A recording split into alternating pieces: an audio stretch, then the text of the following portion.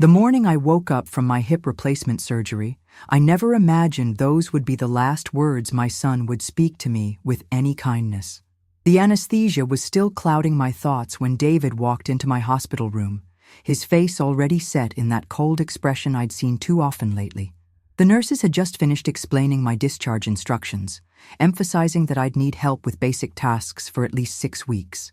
My left hip throbbed despite the pain medication, and I could barely shift positions without wincing. David stood at the foot of my bed, checking his phone rather than meeting my eyes. The afternoon sun streamed through the hospital window, highlighting the dust particles floating between us like tiny barriers. I'd raised this man for 32 years, sacrificed everything to give him opportunities I never had. If you're watching this and you have aging parents, comment below with your city and subscribe, because this story might change how you think about family loyalty forever. But nothing prepared me for what he said next. "Mom, Sarah, and I talked about it last night," David said, his voice carrying that tone he used when delivering bad news at his accounting firm, detached and professional. Sarah, his wife of 8 years, had been growing increasingly distant since their second child was born. She'd made subtle comments about my interference whenever I helped with the grandchildren, though I'd only been trying to support them during difficult times. The heart monitor beside my bed continued its steady beeping, a mechanical rhythm that seemed to mock the silence stretching between us. David shifted his weight from one foot to the other, his expensive suit wrinkled from what I assumed had been a long night of discussions about my future. The small television mounted on the wall played a cheerful morning show, the hosts laughing about weekend plans while my world began crumbling around me. I reached for the water cup on my bedside table, my hand trembling slightly from the medication. The plastic felt cold against my palm, and I knew whatever came next would reshape everything between us forever. "We can't take care of you during your recovery." The words hit me like physical blows, each syllable carefully chosen to minimize his guilt rather than spare my feelings. I stared at him, waiting for some explanation, some softening of this harsh declaration, but David continued scrolling through his phone as if he'd just announced a change in dinner plans. My throat felt dry despite the ice chips I'd been sucking on all morning. The reality of his statement began sinking in slowly, like water seeping through cracks in a foundation. I'd sold my house 3 years earlier, moving into a small apartment specifically to be closer to them and the grandchildren. I'd liquidated my retirement savings to help with their down payment when they bought their current home, a 4-bedroom colonial with plenty of space for everyone. The irony wasn't lost on me that the guest room I'd helped finance was apparently unavailable when I needed it most. My mind flashed to all the evenings I'd spent babysitting Emma and little Jake while David and Sarah enjoyed date nights, precious hours that had felt like the highlight of my later years.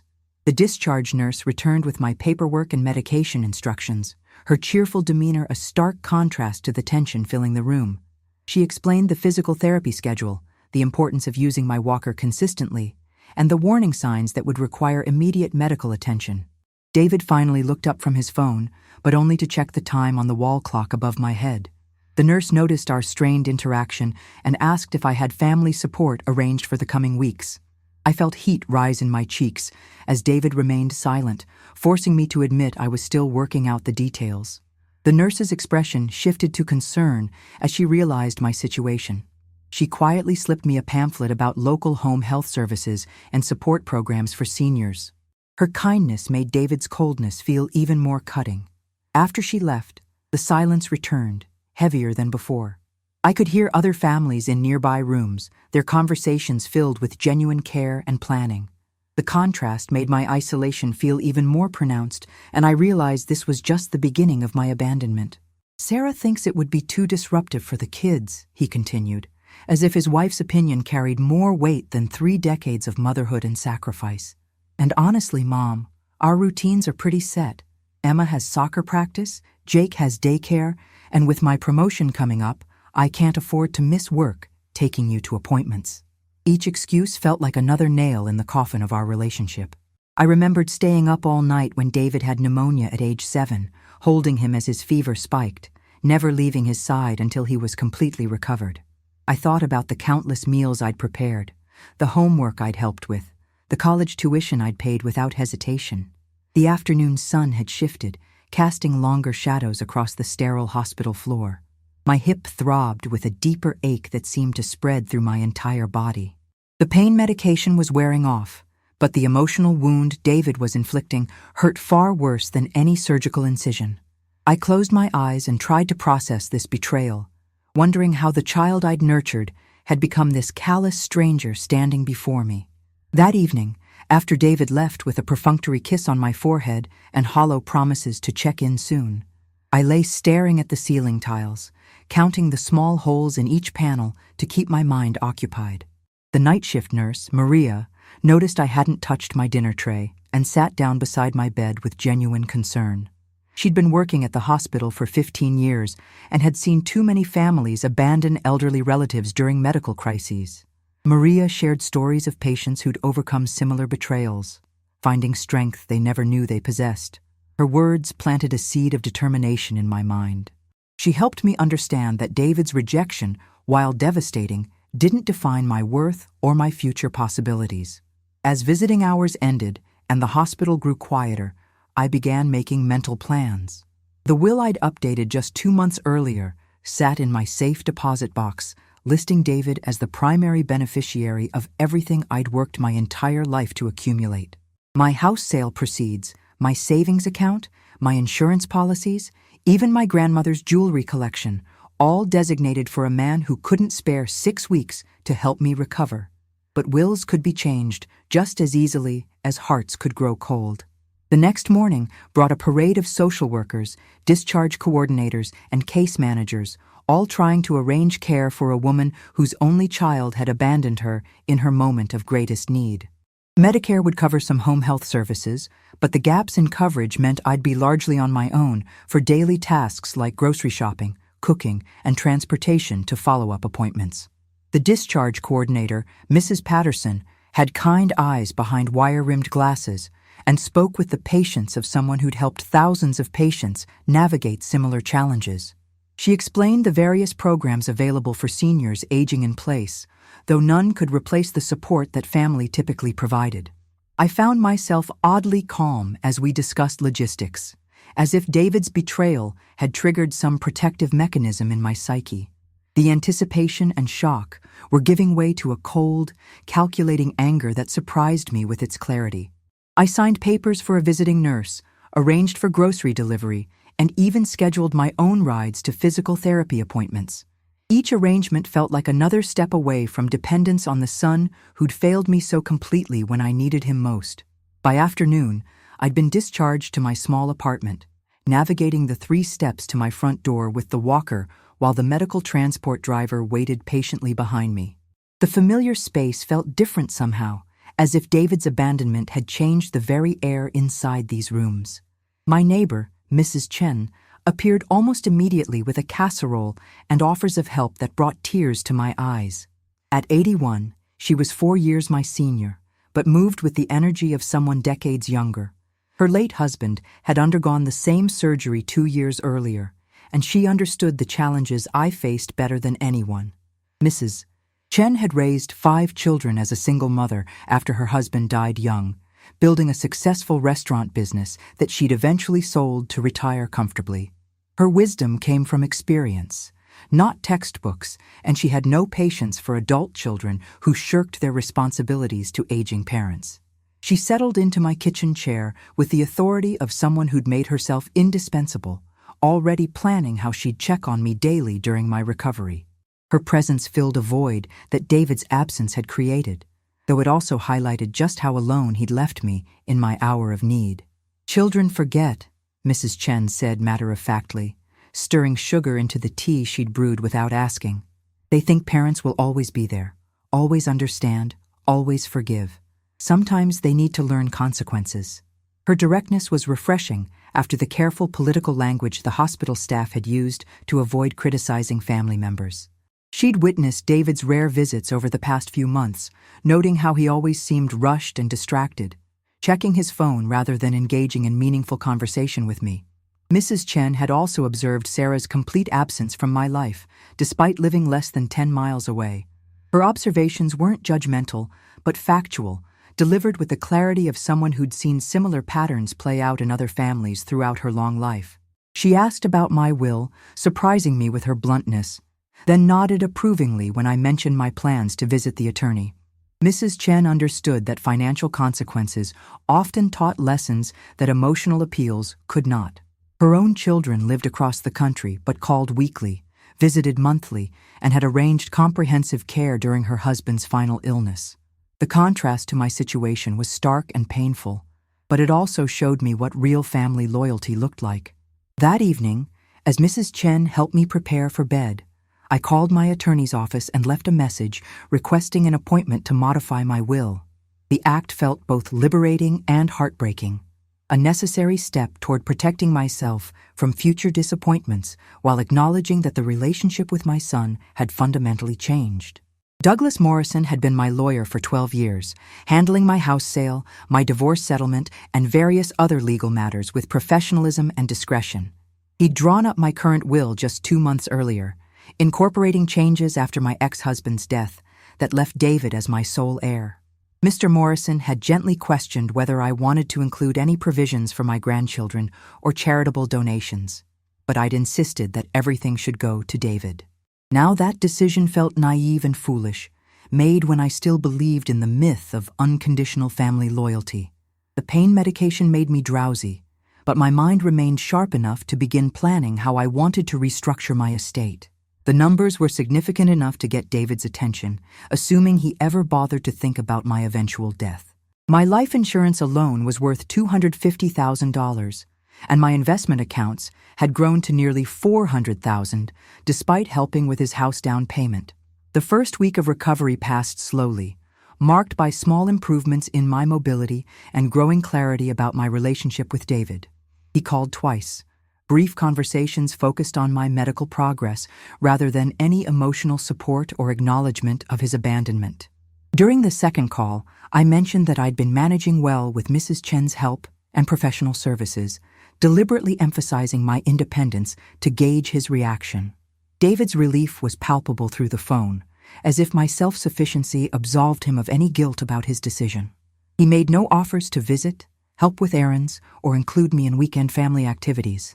The grandchildren, Emma and Jake, hadn't been mentioned in either conversation, though I ached to hear their voices and know how they were doing in school. Sarah never came to the phone, though I could hear her voice in the background during one call, reminding David about their dinner reservations. The casual disregard for my emotional needs was perhaps more painful than the physical abandonment. I'd expected better from the man I'd raised to value family, loyalty, and basic human decency. The disappointment ran deeper than anger, settling into my bones like a chronic condition that would require ongoing management rather than a quick cure. Mrs. Chen arrived each morning with updates from her network of friends, many of whom were dealing with similar family challenges. Her friend Margaret had 3 children who'd moved her into assisted living despite her protests, selling her house without consulting her about the proceeds. Another neighbor, Robert, had a son who visited only when he needed money, disappearing for months after each successful loan request. These stories provided context for my situation while highlighting that David's behavior, though devastating to me personally, was unfortunately common in families facing aging and medical issues. The visiting nurse, a competent woman named Joyce, confirmed these patterns from her professional experience. She'd seen children fight over inheritance while neglecting their parents' immediate needs, families torn apart by medical expenses, and elderly patients abandoned by relatives who found caregiving inconvenient. Joyce's matter-of-fact discussions about family dysfunction helped me understand that David's rejection reflected his character limitations rather than my failures as a mother. This perspective shift was crucial for maintaining my mental health during the vulnerable early weeks of recovery. The emotional healing would take longer than the physical rehabilitation, but both processes required realistic expectations and consistent effort. The night before my attorney appointment, David called with news that initially lifted my spirits before crushing them even more completely. Emma had been asking about me, wondering why Grandma hadn't visited recently and when she might see me again. Instead of using this as an opportunity to include me in family activities or arrange a visit, David asked if I could babysit the following weekend, while he and Sarah attended a wedding in another state. The request was delivered with the same casual entitlement that had characterized our relationship for years, as if abandoning me during my surgery didn't preclude asking for favors when convenient for him. I sat in silence for several long moments, processing the audacity of his request and the implications for our relationship going forward. This was the same man who'd claimed he couldn't spare time to help with my recovery, but was perfectly willing to leave his children in my care when it suited his social calendar. The hypocrisy was breathtaking, revealing just how thoroughly David viewed me as a resource to be used rather than a person deserving of respect and consideration. The silence on David's end stretched uncomfortably as he processed this unprecedented refusal of his request. Throughout his adult life, I'd always accommodated his schedule, rearranged my plans to help with childcare, and prioritized his family's needs over my own preferences. "I'm not available," I said simply, and those 4 words represented a seismic shift in our dynamic that clearly caught him off guard. The attorney's office occupied the 2nd floor of a converted Victorian house downtown, with creaky hardwood floors and tall windows that let in natural light throughout the day. "Mr. Morrison greeted me personally, noting my walker and asking about my recovery with genuine concern rather than professional obligation.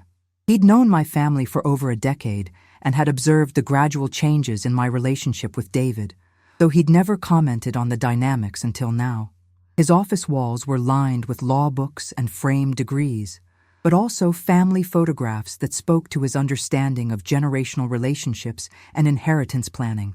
When I explained the reason for my visit, Mr. Morrison nodded thoughtfully and asked careful questions about my decision-making process.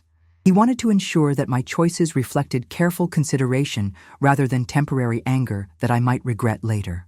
His professional responsibility included protecting clients from making impulsive decisions during emotional crises, though he also recognized that family betrayal during medical emergencies often revealed permanent character issues that warranted legal responses. We spent nearly an hour discussing various options, from complete disinheritance to graduated inheritance based on David's future behavior toward me. The conversation was both practical and therapeutic, helping me articulate my feelings while understanding the legal implications of different approaches. Mr. Morrison explained that completely removing David from my will would send the strongest message, but might also eliminate any incentive for him to repair our relationship.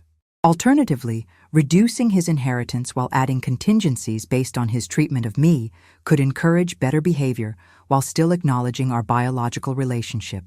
He'd handled similar cases where adult children's behavior toward aging parents dramatically influenced inheritance decisions, noting that financial consequences often motivated relationship improvements more effectively than emotional appeals. We discussed the practical aspects of different approaches, including potential legal challenges David might mount if he felt unfairly treated in the final will. Mr. Morrison assured me that my mental competence was clearly documented and that my reasons for making changes were well-founded, given David's documented abandonment during my medical crisis.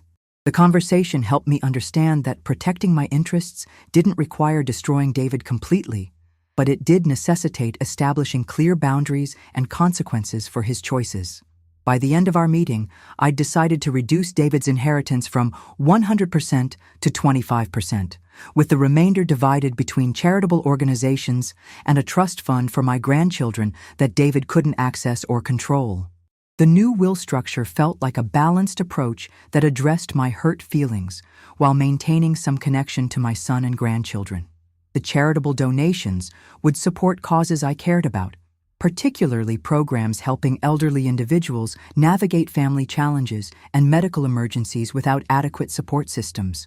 The trust fund for Emma and Jake would ensure they benefited from my life's work regardless of their father's relationship with me, though they wouldn't receive access until reaching age 25.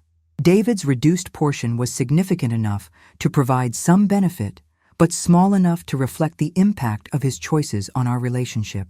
Mr. Morrison suggested including a letter of explanation that would be read during the will's execution, detailing my reasons for the inheritance structure and expressing hope that future generations would treat family relationships with greater respect and responsibility. The letter would serve both as a final communication to David and as a teaching tool for his children about the importance of caring for elderly family members. Writing it would require careful consideration of tone and content, balancing honesty about my hurt with hope for eventual reconciliation. The process of restructuring my will felt empowering after weeks of feeling abandoned and powerless, giving me concrete ways to respond to David's betrayal while protecting my interests and values. That evening, Mrs. Chen helped me draft the letter that would accompany my new will, bringing her characteristic directness to the process while tempering my anger with practical wisdom. She'd raised 5 children who all maintained strong relationships with her throughout her aging process, and she understood the difference between reasonable expectations and demanding excessive sacrifice from adult children. Her perspective helped me articulate my disappointment without sounding vindictive or unreasonably bitter about normal limitations in family support. The letter needed to explain my decision-making process clearly while leaving room for potential future reconciliation if David's behavior changed significantly. Mrs. Chen suggested focusing on specific actions rather than character attacks, describing how abandonment during my surgery had affected me while avoiding broad generalizations about David's worth as a person. She also recommended including positive memories of our relationship to demonstrate that my decision reflected his choices rather than fundamental rejection of our connection. The writing process was emotionally draining, but also therapeutic, giving me concrete ways to express feelings that had been festering since my hospital discharge.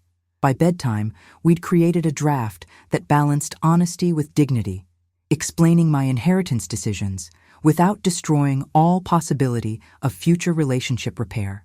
The letter would serve as both explanation and invitation, challenging David to reconsider his priorities while keeping communication channels open. Months passed, and David's communications settled into brief, obligatory calls that felt more like checking boxes than genuine relationship maintenance. The birthday party invitation ultimately became a catalyst for a broader conversation about family relationships and mutual responsibilities. I called David back 3 days later, accepting the invitation while requesting a private conversation before the party to discuss our relationship going forward. His initial resistance was predictable, expressing concern about bringing up old issues and potentially creating uncomfortable situations around the children. When I explained that our relationship needed to be addressed before I could participate comfortably in family events, he reluctantly agreed to meet for coffee the morning before Emma's party. The conversation would be my opportunity to establish boundaries while exploring whether genuine reconciliation was possible or if we were simply going to manage a superficial relationship for the grandchildren's benefit. I spent considerable time preparing for the discussion, wanting to express my feelings clearly while avoiding the kind of emotional scene that would make future interactions impossible. Mrs. Chen helped me practice articulating my position without becoming accusatory, focusing on the impact of his choices rather than attacking his character. The goal was to create space for genuine apology and behavior change while making clear that returning to our previous dynamic wasn't acceptable. The coffee shop David chose was neutral territory, a busy chain restaurant where serious conversations would be difficult, but public scenes would be unlikely. He arrived 10 minutes late, immediately apologizing for traffic while checking his phone, signaling that he was already treating this meeting as an obligation rather than an opportunity. I'd arrived early and claimed a corner table that offered some privacy while still being visible to other customers, creating an environment that would encourage honest discussion while discouraging dramatic outbursts. David's body language was defensive from the moment he sat down, arms crossed and eyes avoiding direct contact, as if preparing for an attack rather than a conversation about improving our relationship. His opening comments focused on how well I seemed to be doing, emphasizing my successful recovery as evidence that his decision not to help had been reasonable. The logic was flawed and self-serving, essentially arguing that because I'd managed without him, his abandonment hadn't caused real harm. I let him finish his prepared remarks before responding, noting that successful outcomes didn't justify the original decision to abandon family members during medical crises. The conversation was already revealing the fundamental differences in how we viewed family responsibilities and the impact of his choices on our relationship. David, I need you to understand that your decision not to help during my surgery changed our relationship permanently, I began, keeping my voice calm but firm. It wasn't just about needing physical assistance. It was about feeling abandoned by my only child when I was most vulnerable.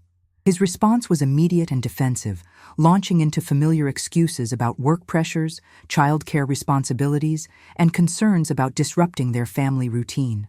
Each excuse felt like another dismissal of my emotional needs and legitimate expectations for family support during a medical emergency. I listened without interrupting, giving him space to voice his perspective while noting how his explanations focused entirely on his convenience rather than my well-being.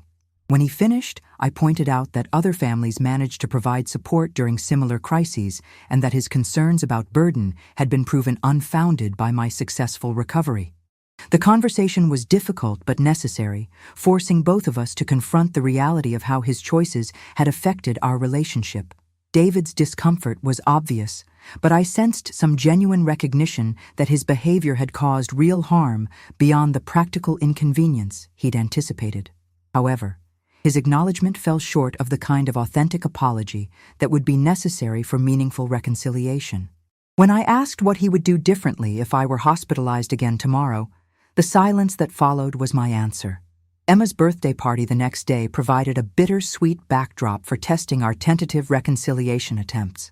The house I'd helped finance with my retirement savings was beautifully decorated for the celebration, filled with extended family members who greeted me warmly while carefully avoiding mention of recent family drama.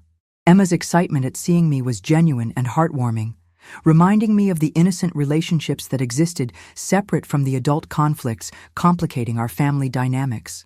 Sarah was polite but distant, managing hostess duties while avoiding meaningful interaction beyond basic courtesies required by social expectations. The party atmosphere made deeper conversations impossible, but I observed family interactions with new perspective gained from recent experiences and revelations about priorities. David's behavior toward me was performatively normal, designed to signal to other family members that our relationship was stable despite recent tensions. However, his interactions with Emma and Jake revealed the same self-centered patterns that had characterized his treatment of me, with attention focused primarily when convenient for him.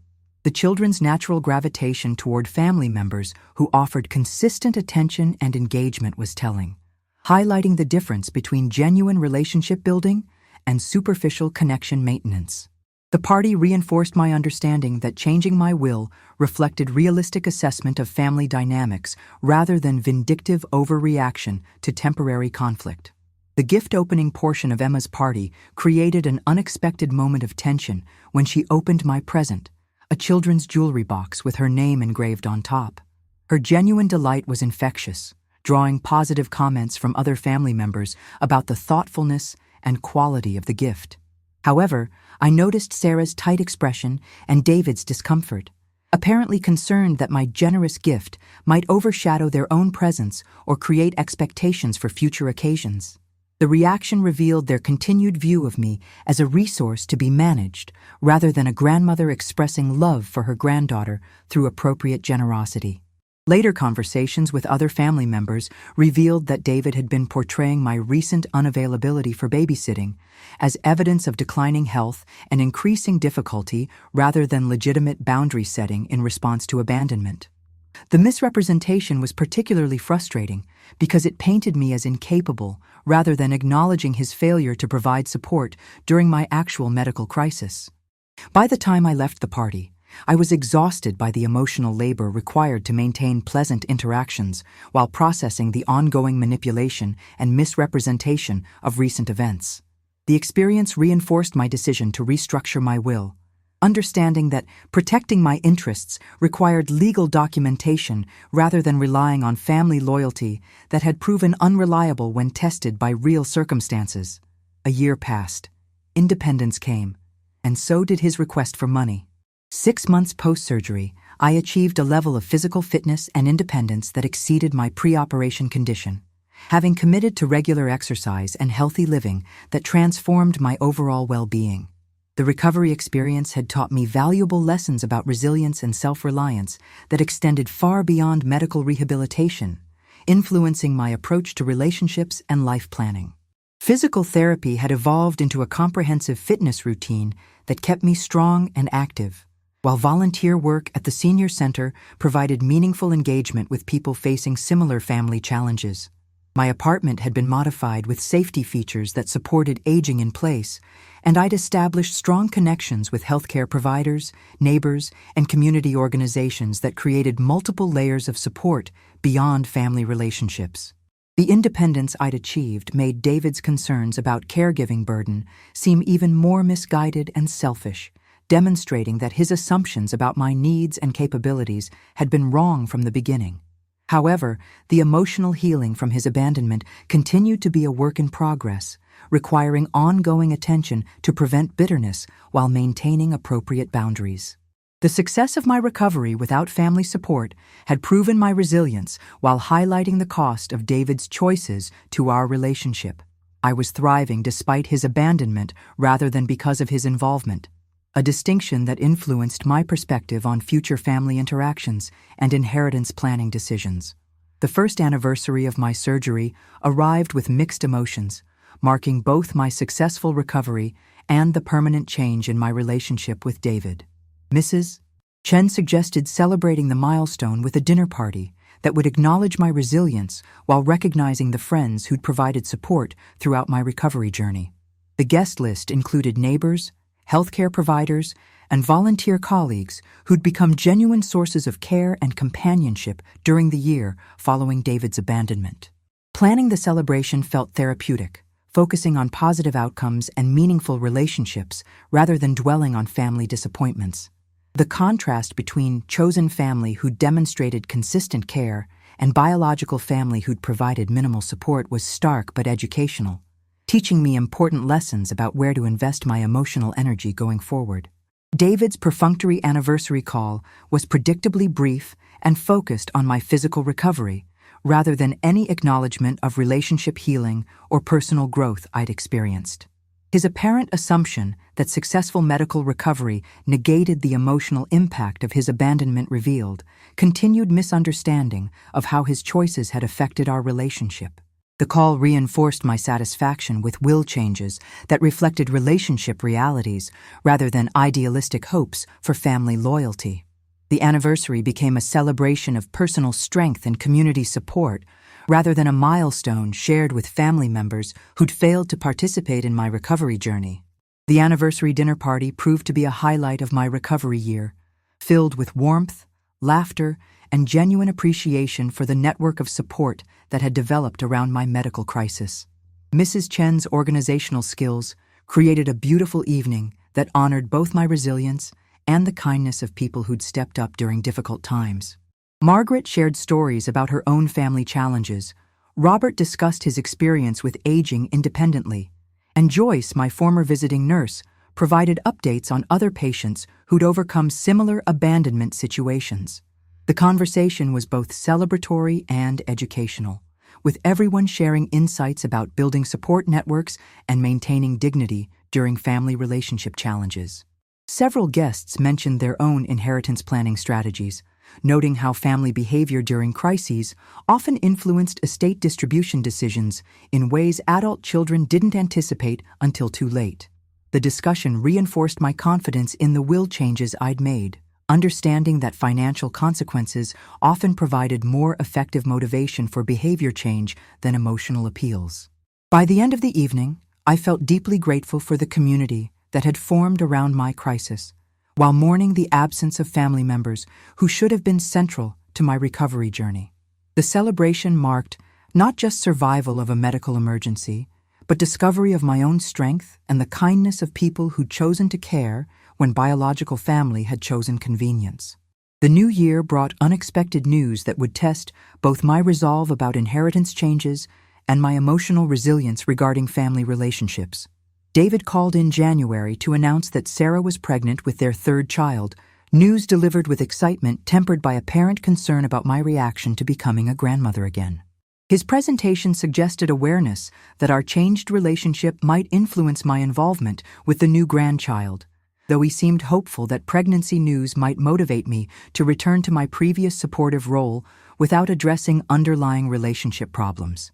The pregnancy was unplanned but welcomed, creating additional financial pressures that would make childcare help even more valuable if I were willing to provide it. David's subtle hints about needing support with Emma and Jake while managing a new baby felt like attempts to leverage the pregnancy for renewed access to my time and energy without genuine relationship repair. I found myself feeling genuinely excited about the prospect of another grandchild while remaining cautious about allowing pregnancy joy to override necessary boundary maintenance regarding David's behavior toward me. The news created complex emotions that required careful consideration of how to maintain appropriate involvement with innocent children while protecting myself from continued exploitation by their parents. Mrs. Chen's advice about separating grandchildren relationships from adult-child relationships would be crucial for navigating this new development without compromising the progress I'd made in establishing healthier family dynamics. Sarah's pregnancy progressed without meaningful improvement in our relationship, confirming that adding another grandchild wouldn't automatically resolve the trust issues created by David's abandonment during my medical crisis. Their occasional updates were delivered with the same superficial politeness that had characterized interactions since my surgery, lacking genuine warmth or acknowledgement of past relationship problems. David's hints about needing help became more direct as Sarah's due date approached, though his requests were still framed as opportunities for me rather than acknowledgement that I'd be providing valuable assistance they couldn't afford to pay professional providers. The approach revealed continued misunderstanding of how his previous behavior had affected our relationship and my willingness to provide support without genuine appreciation or reciprocal care when I needed help. I found myself both excited about the new baby and frustrated by David's assumption that grandparent joy would override legitimate concerns about being exploited for convenience. Mrs. Chen's observation that pregnancy often brought out both the best and worst in family dynamics proved accurate, as David's entreaties for help highlighted his continued self-centeredness, while the prospect of a new grandchild awakened genuine love and hope for positive family connection. The internal conflict required careful navigation to maintain appropriate boundaries while leaving room for meaningful relationship with the innocent child who would soon join our complicated family dynamics. The baby's birth in late spring created a flood of complex emotions that tested my commitment to maintaining boundaries while celebrating new life. Little Grace was absolutely perfect, with David's dark hair and Sarah's delicate features instantly claiming space in my heart despite the ongoing relationship problems with her parents. David's text message announcing her arrival was brief and factual, lacking the warmth and excitement that should characterize sharing such momentous news with family members. Their hospital stay proceeded without invitations for visits or meaningful inclusion in early bonding experiences, though I learned from other family members that Sarah's parents had been actively involved from the beginning. The differential treatment was painful, but not surprising, reflecting the ongoing pattern of prioritizing convenient relationships while maintaining minimal contact with family members they'd alienated through their behavior.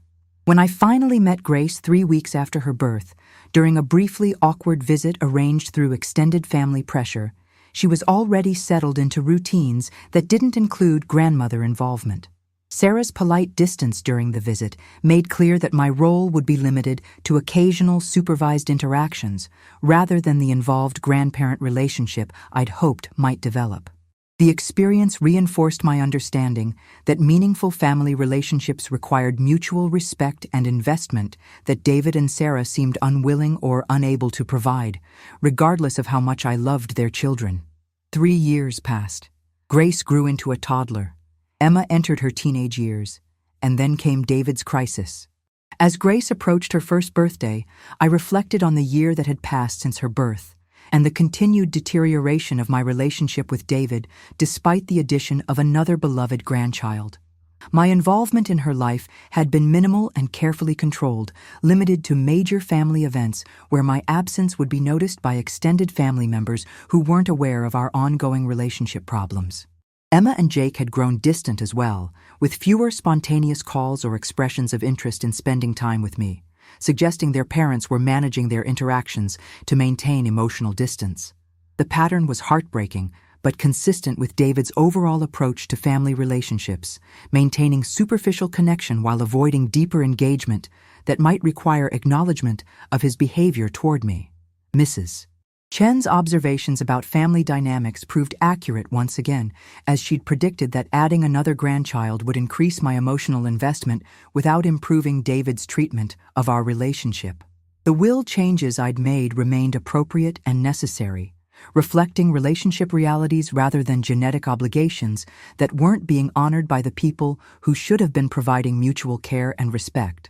My charitable volunteer work continued to be fulfilling and meaningful, providing opportunities to help other elderly individuals who'd experienced similar family abandonment without expecting their gratitude to replace missing family relationships. 2 years after my surgery, I celebrated the anniversary quietly with Mrs. Chen and a few close neighbors, marking not just medical recovery, but personal growth and the development of strong support networks beyond family relationships. The milestone felt less dramatic than the first anniversary, but more solid and sustainable, representing established patterns of independence and community connection rather than temporary survival of crisis. David's perfunctory anniversary call was even briefer than the previous year, suggesting he'd moved further away from understanding the significance of his abandonment during my medical emergency, rather than closer to acknowledgement or genuine apology. His focus remained entirely on my physical recovery, missing completely the emotional healing that had been necessary and the relationship damage that persisted despite successful medical outcomes. The call reinforced my satisfaction with inheritance changes that reflected relationship realities rather than idealistic hopes for family transformation that had proven unrealistic. Mrs. Chen's friendship had deepened into something resembling the sisterhood I'd hoped to have with Sarah, providing emotional support, practical assistance, and genuine enjoyment of each other's company that enriched both our lives significantly. The volunteer work at the senior center had evolved into leadership roles that utilized my experience with family relationship challenges to help other elderly individuals navigate similar situations with dignity and practical strategies. The anniversary celebration was modest but meaningful, honoring personal resilience while acknowledging the community support that had made recovery possible despite family abandonment. The 4th year following my surgery marked a period of stability and acceptance regarding family relationships, though it also brought unexpected developments that would influence my final inheritance decisions. David's communication had settled into predictable quarterly patterns, usually prompted by major holidays or grandchildren's birthdays, rather than genuine interest in my well-being or desire for meaningful relationship building. Emma was now 10 years old and occasionally called independently, expressing interest in visiting more often, though these conversations were usually brief and didn't result in actual visits. Jake, at 7, was less verbal, but seemed genuinely happy to see me during the rare family gatherings I attended, though his parents managed our interactions to prevent extended one-on-one time. Grace's 2nd birthday celebration was typical of our family events, with my role carefully circumscribed to prevent meaningful relationship development while ensuring my presence for photographs that suggested family harmony to outside observers. The superficial nature of these interactions had become normalized, though they still felt hollow compared to the genuine connections I'd developed with friends and community members who demonstrated consistent care over time. My volunteer work continued to expand, with leadership responsibilities that utilized my experience helping other elderly individuals navigate family relationship challenges during medical crises. The work was deeply fulfilling and provided ongoing evidence that my experience with David's abandonment, while personally painful, had equipped me to help others facing similar situations with practical strategies and emotional support. One significant change during the 4th year was David's increasing financial pressure, which began influencing his interaction patterns in ways that were both transparent and concerning. His hints about economic challenges became more frequent and direct, though he carefully avoided explicit requests for financial assistance that might acknowledge his need for help from the mother he'd abandoned during her medical crisis. Sarah had returned to work part-time following Grace's birth, but their expenses had increased substantially with 3 children, mortgage payments on the house I'd helped them purchase, and David's business facing increased competition in a challenging economic environment. Their financial stress was apparent during family gatherings, with conversations about vacation plans, home improvements, and children's activities carefully avoiding specifics that might reveal their economic constraints. David's renewed interest in my health and well-being seemed motivated by concern about inheritance timing rather than genuine care for my personal circumstances, a distinction that was both hurtful and clarifying about his priorities. The correlation between his financial pressures and increased contact frequency was obvious enough to be insulting, suggesting he viewed me primarily as future financial resource rather than current family member deserving of consistent relationship investment. Mrs. Chen's observations about adult children who rediscovered elderly parents when inheritance became relevant proved accurate once again, though the pattern was too transparent to be effective in rebuilding genuine trust or emotional connection. The 5th year following my surgery arrived with David's business failing completely, leaving him facing bankruptcy and potential loss of the house I'd helped them purchase with my retirement savings. His first communication about their financial crisis came through a lengthy phone call filled with explanations, justifications, and barely disguised requests for financial assistance that would require most of my remaining savings. The conversation was painful, but revealing, as David's approach combined emotional manipulation with practical urgency, emphasizing the impact on grandchildren while carefully avoiding acknowledgement of how his abandonment during my surgery had influenced our relationship dynamics. The irony of him needing my help after declaring assistance impossible when I faced medical emergency wasn't lost on either of us, though he seemed primarily focused on current crisis rather than historical patterns that had damaged our relationship trust.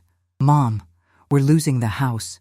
The kids need stability, and I know things were difficult after your surgery, but this is different," he pleaded during one particularly desperate call. My response was measured but firm. "I needed care then, David. You needed convenience. Today, I need peace." The words hung between us like a bridge neither of us was willing to cross first. My response to David's financial crisis was measured and firm, acknowledging their difficult situation while declining to provide the substantial financial assistance he was requesting. The conversation was painful, but necessary, forcing me to maintain boundaries I'd established following his abandonment during my surgery, despite genuine concern for my grandchildren's well-being. I explained that my resources were limited and needed to be preserved for my own aging expenses and healthcare costs, though the real reason was my unwillingness to rescue someone who'd failed to provide basic family support when I'd needed help most. David's reaction was predictably defensive, alternating between anger about my selfishness and attempts at emotional manipulation designed to overcome my resistance to providing financial assistance.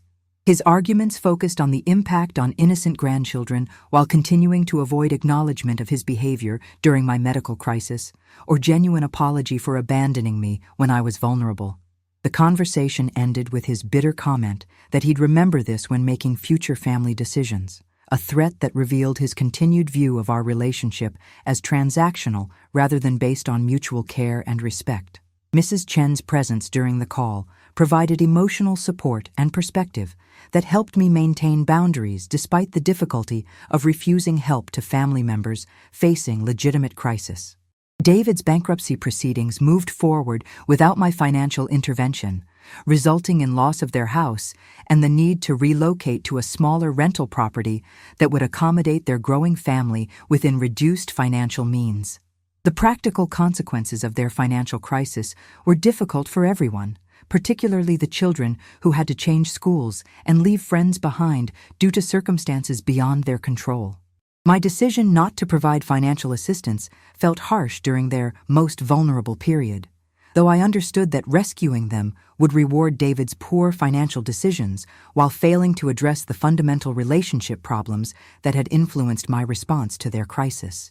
The new baby, born during their housing transition, was healthy and beautiful, according to family members who provided updates since David had stopped communicating with me following my refusal to provide financial help. His silence was both hurtful and relieving, eliminating the stress of managing superficial relationship maintenance while confirming that his interest in me had been primarily financial rather than emotional. Mrs. Chen observed that David's reaction to my boundary setting revealed his true priorities more clearly than years of careful analysis could have accomplished, noting that genuine family members continued loving relationships even when financial assistance wasn't available. The experience reinforced my confidence in inheritance planning decisions that reflected relationship quality rather than genetic obligation or emotional manipulation. Emma's 13th birthday marked a significant milestone that brought unexpected direct communication from my eldest granddaughter, who called to thank me for the gift I'd sent and to share news about her school activities and interests. The conversation was genuine and warm, lacking the managed quality that had characterized previous interactions supervised by her parents. Emma asked thoughtful questions about my life and expressed interest in visiting more often, though she also mentioned her parents' financial stress and the challenges of adjusting to their new living situation. Her maturity was impressive, handling family difficulties with grace while maintaining hope for better circumstances in the future. The call provided hope that meaningful relationships with my grandchildren might develop as they gained independence from parents who had managed our interactions to maintain emotional distance. Emma's genuine affection and interest in my well-being contrasted sharply with David's transactional approach to our relationship, suggesting that the next generation might value family connections differently than their parents had demonstrated. The conversation lasted over an hour, covering topics from school projects to her thoughts about family relationships, providing the kind of meaningful connection I'd hoped to have with my grandchildren despite their parents' interference. Her promise to call again soon felt sincere rather than obligatory, offering possibility for genuine relationship development as she continued maturing into independent young person. The 8th year following my surgery brought news that David and Sarah were divorcing, creating additional upheaval for grandchildren who had already experienced significant instability due to their parents' financial crisis and housing changes. The divorce proceedings were reportedly contentious, with custody and financial arrangements complicated by David's continued economic struggles and Sarah's determination to relocate with the children to be closer to her parents' support system. Emma called to share the news personally, expressing mature understanding of the situation while acknowledging her sadness about family disruption and uncertainty about future living arrangements. Her emotional intelligence was remarkable for a 14-year-old, handling adult family crisis with grace while maintaining hope that relationships could be preserved despite major changes in family structure. Jake's reaction to the divorce was more typical for his age, with confusion and anger about circumstances beyond his control, though he continued expressing desire for more contact with me during this difficult transition period. Grace and Michael were too young to understand the implications fully, though they were clearly affected by the tension and instability that had characterized their family environment during recent years. The situation created opportunities for potentially expanded involvement in grandchildren's lives, if custody arrangements allowed more flexibility than had existed during David and Sarah's marriage, when both parents had managed my interactions carefully. Emma's request to spend part of summer vacation with me was both surprising and deeply meaningful, representing the first time any grandchild had initiated extended visit independently rather than accepting parental management of our relationship dynamics. Her explanation that she needed stability and peace during difficult family transition period was mature and honest, acknowledging that my home environment might provide emotional respite she wasn't finding elsewhere during divorce proceedings. David's initial resistance to the arrangement was predictable, though he eventually agreed when Emma persisted in her request, and other family members supported the plan as beneficial for her emotional well-being. The prospect of having meaningful time with my eldest granddaughter felt like gift after years of carefully managed interactions that had prevented genuine relationship development. Mrs. Chen's excitement about meeting Emma properly and sharing stories about her own grandchildren provided additional support for creating positive summer experience that might establish foundation for ongoing relationship beyond the immediate family crisis. The summer visit would represent test of whether genuine intergenerational connection could develop when given opportunity to flourish without excessive parental interference that had characterized previous interactions. My preparation for Emma's visit included planning activities that would allow us to develop genuine friendship while respecting her need for emotional support during challenging family circumstances. Emma's summer visit exceeded all expectations, revealing a thoughtful and articulate young woman who had been largely hidden during years of supervised interactions with carefully managed conversation topics and limited time for meaningful connection.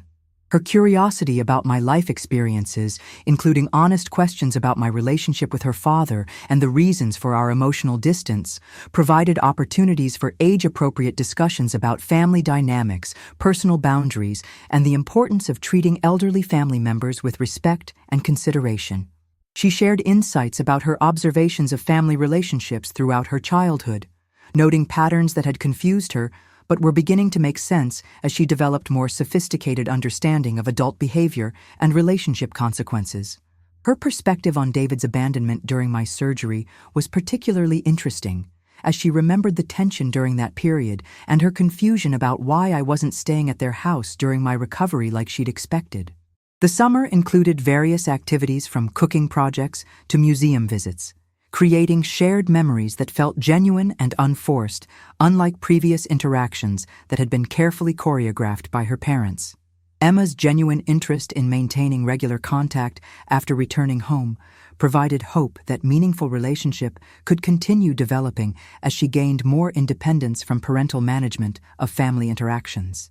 The success of Emma's summer visit prompted similar requests from Jake, who had observed his sister's positive experience and expressed desire for extended time with me during his school break the following year. His initiative in making the request directly, rather than through parental intermediaries, suggested increasing independence and confidence about expressing his desires for family relationships despite ongoing adult conflicts that had limited such opportunities previously. David's response to Jake's request was less resistant than had been the case with Emma, possibly indicating some recognition that supervised visits had been beneficial rather than harmful, despite his previous concerns about my influence on the grandchildren's perspectives. Jake's excitement about spending concentrated time together was infectious and heartwarming, providing something to anticipate during the months between planning and actual implementation of his visit. The prospect of developing genuine relationships with both Emma and Jake offered possibility that the next generation might value family connections more highly than their parents had demonstrated throughout my experience with David's relationship management decisions. Mrs. Chen's observation that grandchildren often sought relationships with grandparents independently once they reached sufficient maturity to make such decisions proved accurate, providing hope that similar connections might eventually develop with Grace and Michael despite their current young ages. The 9th anniversary of my surgery was celebrated with Emma present, marking not only my medical recovery, but the development of meaningful family relationships that had emerged from years of patient boundary setting and realistic expectation management. Emma's enthusiasm for celebrating the milestone surprised me, as she'd researched the date and planned special activities to acknowledge what she called my strength and independence during challenging circumstances. Her mature understanding of the significance of surviving family abandonment during medical crisis, while building strong support networks, reflected conversations we'd had throughout her summer visit about resilience, community building, and relationship quality assessment. The celebration included Mrs. Chen and several other friends who had been crucial to my recovery journey, creating intergenerational gathering that demonstrated how meaningful relationships could span age differences when based on genuine care rather than genetic obligation alone. Emma's interactions with my chosen family revealed her ability to appreciate different relationship styles, while understanding that biological connection didn't automatically ensure emotional support or practical assistance during vulnerable periods. Her questions about estate planning and inheritance reflected surprising maturity about financial responsibility and family legacy, though I was careful to avoid specific details about will provisions while encouraging her developing understanding of how relationship quality might influence such decisions. As this story approaches its conclusion, I reflect on the decade that has passed since David's abandonment during my surgery and the unexpected transformation that crisis had catalyzed in my understanding of family relationships and personal resilience.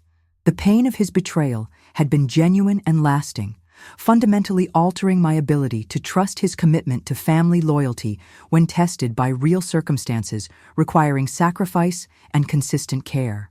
However, the experience had also revealed strengths I hadn't known I possessed and created opportunities for relationship building that might not have developed without the necessity of finding alternative support systems during my recovery period. Mrs. Chen's friendship had become central to my daily happiness and security, providing reliable companionship and practical assistance that exceeded what I'd received from biological family members, despite decades of emotional and financial investment in those relationships. My volunteer work, helping other elderly individuals navigate similar family challenges, had transformed personal struggle into meaningful service that utilized hard-won experience for benefit of people facing comparable situations with dignity and practical strategies. The grandchildren's increasing independence had created possibilities for genuine relationships based on mutual affection rather than parental management, offering hope that future generations might approach family connections with greater appreciation for elderly family members' contributions and needs. The will that had been revised following David's abandonment remained appropriate reflection of relationship realities, though recent developments with Emma and Jake had prompted consideration of potential modifications that might acknowledge their emerging independence and genuine interest in meaningful family connections. Mr. Morrison's advice about avoiding frequent changes based on temporary relationship improvements continued to guide my approach, though the sustained pattern of respectful interaction from my eldest grandchildren suggested possibility of permanent positive changes in family dynamics. The trust fund structure ensured all grandchildren would benefit from my life's work regardless of their parents' relationship choices, while charitable allocations supported organizations that had demonstrated genuine care for elderly individuals during vulnerable periods. David's reduced inheritance reflected consequences of his abandonment while acknowledging genetic connection, though the amount remained small enough to highlight relationship choices that had influenced my estate planning decisions. The overall structure felt balanced and appropriate, protecting my interests while reflecting my values and maintaining some connection to family members who might eventually develop more reliable relationship patterns. Most importantly, the will served as teaching tool for future generations about importance of treating elderly family members with dignity and consistent care rather than viewing them primarily as resources to be utilized when convenient. As I write this final reflection 10 years after my surgery, I can honestly say that David's abandonment during my medical crisis, while initially devastating, ultimately led to discoveries about personal resilience and community building that have enriched my life in unexpected ways. The pain of family betrayal during vulnerability never completely disappeared, but it had been transformed into wisdom that helped me build more reliable support systems and assist other elderly individuals facing similar challenges with dignity and practical strategies. Mrs. Chen's friendship had proven more dependable than many biological family relationships, while community connections provided multiple layers of support that created security independent of family proximity or involvement. My volunteer work had evolved into leadership roles that utilized experience with family relationship challenges to benefit others navigating comparable situations, creating meaning from struggle in ways that might not have developed without necessity of rebuilding life after family abandonment. The grandchildren's emerging independence had created opportunities for genuine relationships that offered hope for future generations who might value family connections more highly than their parents had demonstrated during my experience with medical crisis and recovery period. Most importantly, I had learned to base relationship expectations on demonstrated behavior rather than genetic connection, protecting my emotional and financial interests while remaining open to genuine relationship improvement. If family members ever developed authentic motivation for treating elderly relatives with consistent dignity and care that reflected stated family values rather than convenient rhetoric unsupported by actual behavior when sacrifice was required. Today, I choose peace over bitterness, wisdom over resentment, and hope over despair. knowing that the legacy I leave behind will teach future generations about the true meaning of family loyalty and the importance of showing up when it matters most.